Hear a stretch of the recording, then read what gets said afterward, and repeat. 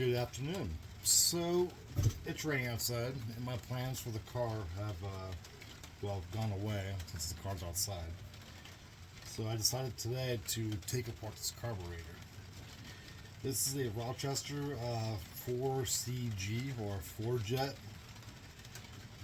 There is no way to tell which one of these you have without measuring a few of the parts, the gaskets, the accelerator pump and all that, if you're missing the trim tag. Trim tag should be right somewhere here, but somebody threw it away. So, bought this for the Ford. Originally got what I thought was a good deal for it, and I want to rebuild it for the intake manifold I have because it's the older style manifold. So, let's get to it.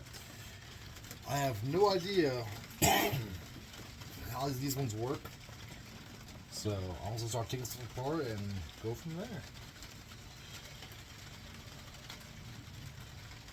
I did look at the book I found, look briefly about it. So I know roughly what needs to come off.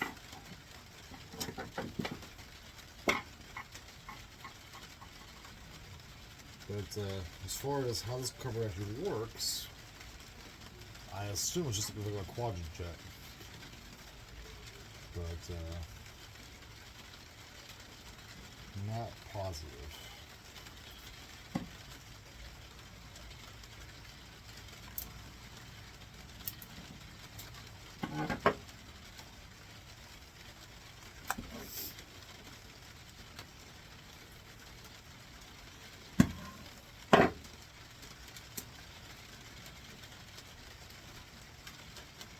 So far, it doesn't appear to be in very bad shape.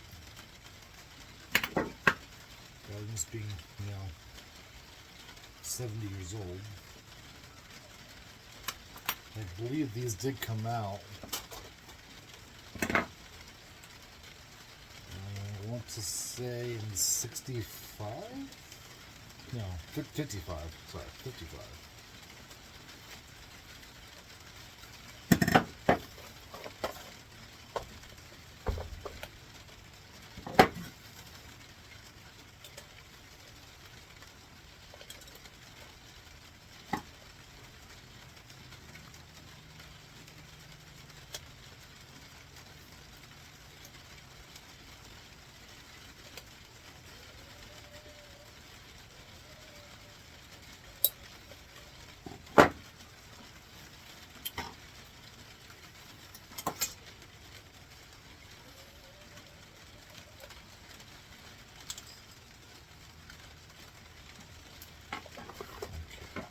That one off.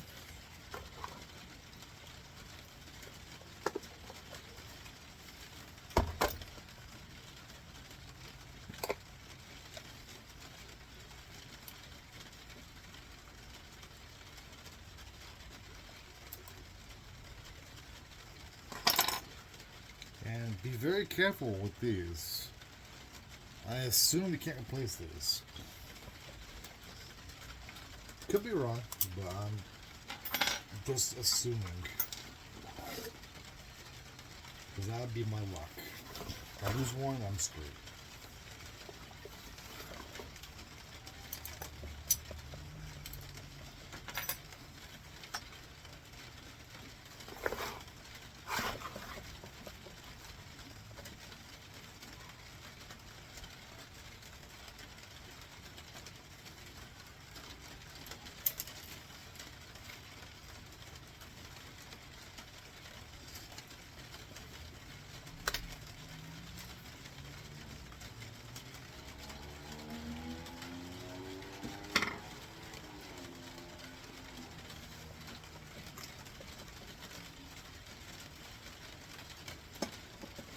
I guess while I'm here, I should talk about one of the comments I had my only video I have about using the Ford motor from a Crown Vic. I would love to do that. But unfortunately, out here, Crown Vics are not cheap, first off.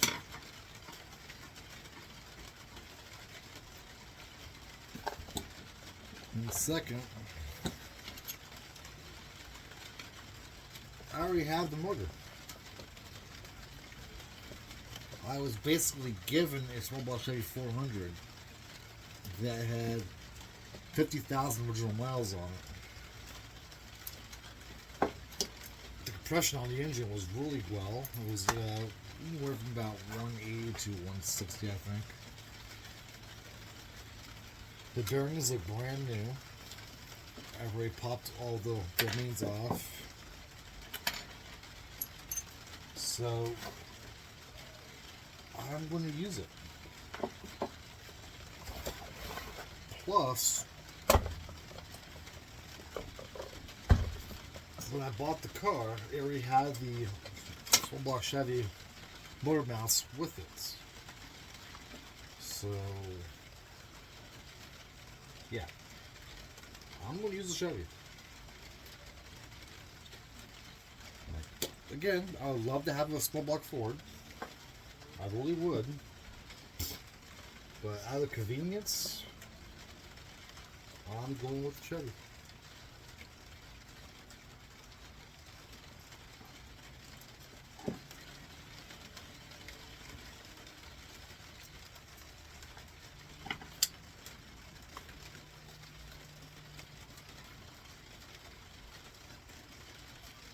And I will say,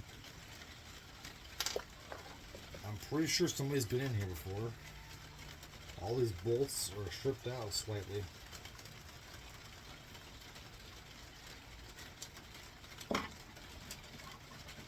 So, I'm kind of curious.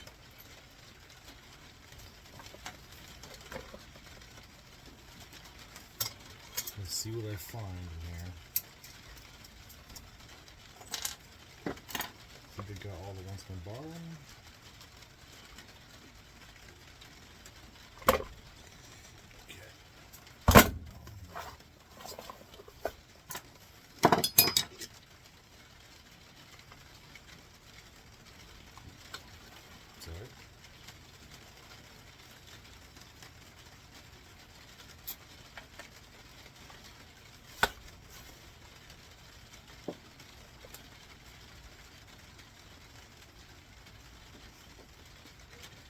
Maybe I shouldn't have pulled the block plate off yet.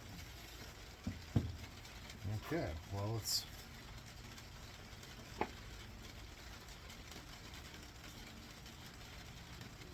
That's one gasket I need for the measurement. And I just noticed that somebody drilled out the tall plates.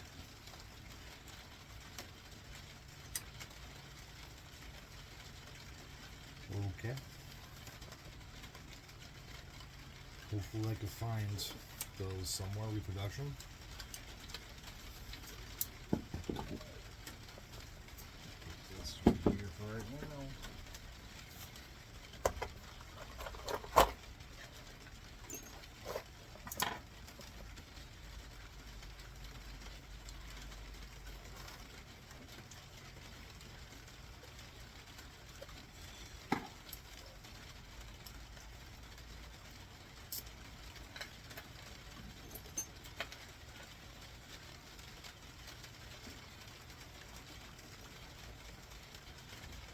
If anybody watching this video knows anything about these Ford jets, by all means, you can comment. One thing I know is the carburetor, and it came out before the quadrijet, sorry.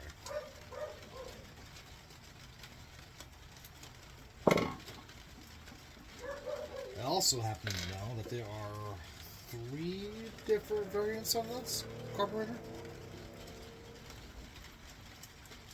All basically the same carburetor. Sorry, 3 different styles of this carburetor, rather. All basically the same exact carburetor, except for the primaries and secondaries. There's one that's are all four the same. There's one that the two primaries are slightly bigger. And I do mean slightly from what I've been told. Like, you won't notice the difference without measuring it. Then the more desirable one, where all four are a lot bigger. I think one's a 525 CFM, and the bigger one's like 600, I think. I'm not sure what the other one is.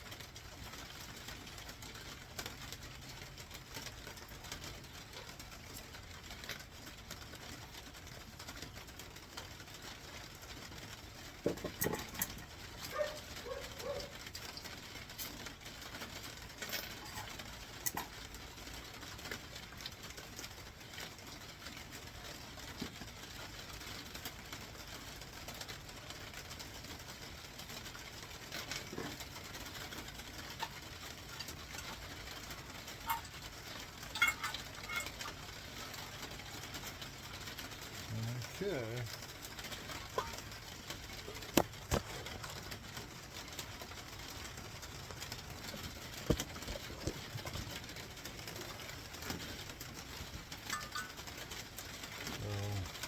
The floats look actually new.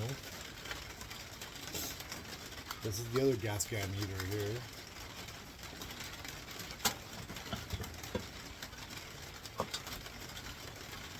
And I need that.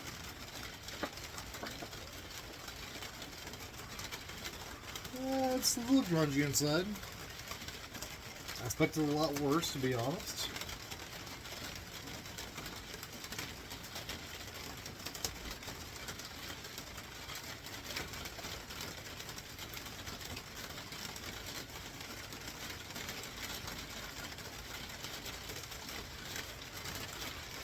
So, the medium valves are down here and down here. There's the spring. And you might be in luck because what I was told, the better of the three has a leather bushing on the end of the solar pump, which, right there. So, that's a good sign.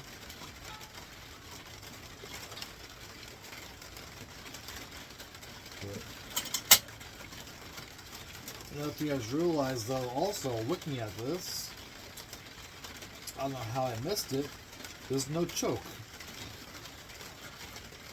When I remove the actual choke here, there's no linkage for it.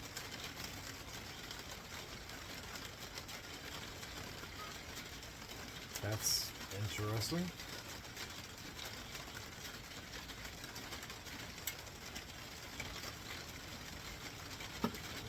Okay, well,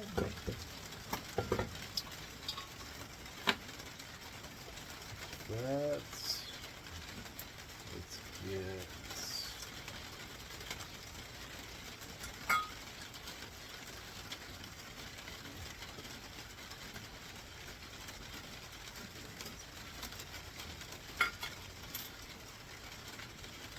that and that one. Put these back over here so I don't lose them.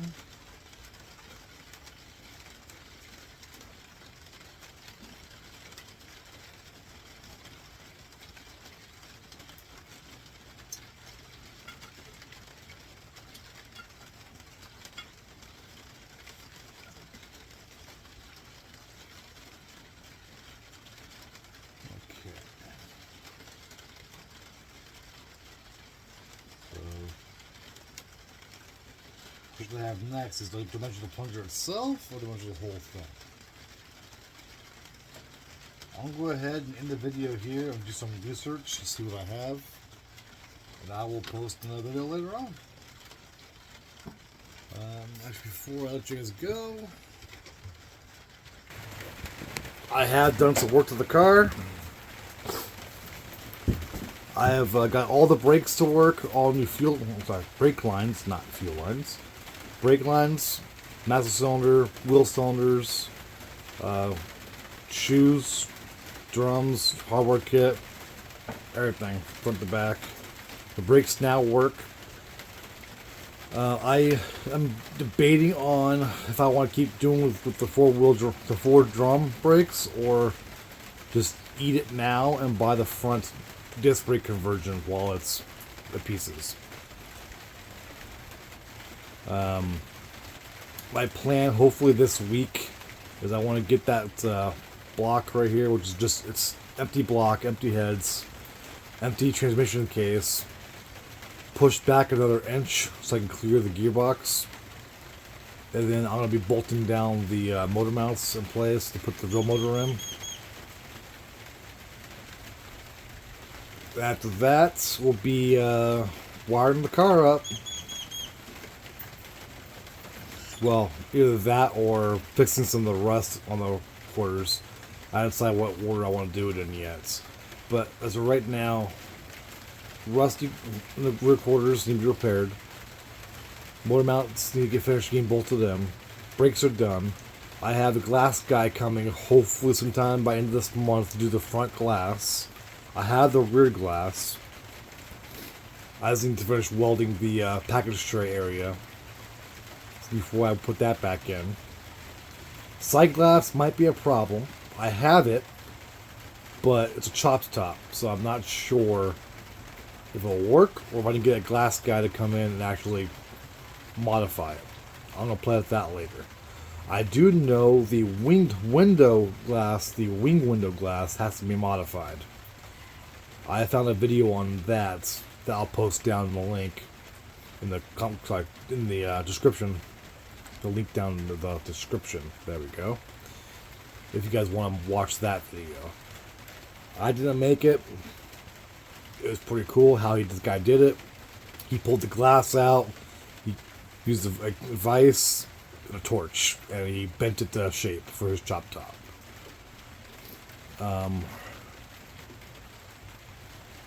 I need to also get a drive shaft measured for this car to be built.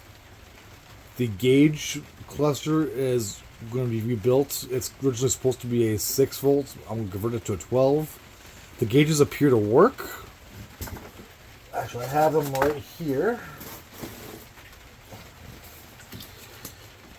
They do appear to work. But I'm going to go through and rewire everything to make sure that's all good. I'll probably do a video on that one over the next few days after work. It's supposed to be raining out here for a couple days. New goal is to have this car running by March. It'll probably look like crap. It'll be primered, rattle can primer, but frankly, I don't care. I want the car driving so I can actually enjoy it, and then I'll work on everything else later. I am going to make my original box spring for the front seat work. I'm going to tear out all of the padding and all the torn up fabric and just make something work for now. I'm trying to do it as cheaply and as much myself as I can without having to rely on somebody else. But that's it for today, well, at least for right now. I'm going to do some research on this carburetor, and I'll post back on that and see what I find out. And I'll see you guys later. Bye. So, after some research, this Ford Jet is the 486 CFM rating one. There's a 553 and 692 also available for this carburetor. Unfortunately, it appears I have the least desirable one. And I'm also missing the choke linkage and the throttle plates. Sorry, the choke plates. And with the primaries drilled out like that, I can get new parts and get them rebuilt, but it's probably not ideal. I talked to one of my friends who knows these a little better than I do. He said, don't bother. Put it back together and use it as a parts carburetor if I ever get another one, or sell it to somebody else who needs parts. Going through my stash, I found another carburetor that I forgot I had. It's a Carter AFB Performer Series that I'm going to use instead. This is a 650 CFM, if I remember right. Reason why I wanted to use the other carburetor was because it had a smaller square bore that fit the manifold I have, because it's older manifold. This fits too, so I'm going to go ahead and go with this one instead, which is basically Edelbrock, so it'll be easier to find parts for anyways. Plus, I already have the gasket kit for that. So I'm going to put this back together again, put it away for a rainy day, or if somebody wants it, I might sell it. We'll see. Unfortunately, it is what it is. I think I paid $30 for it at Swapmeet, so that's not a bad deal either way. I could probably sell the parts for more than that, but oh well. At least I didn't pay an arm and a leg for it. So on that note, I'll probably post another video maybe tomorrow. Be tearing the other one apart and rebuilding that, or I may do it next weekend. I'm currently working a lot of hours because of my staffing issue I'm having at my job, so we'll see. Anyways, guys, I will talk to you later, and thank you for coming out. Bye.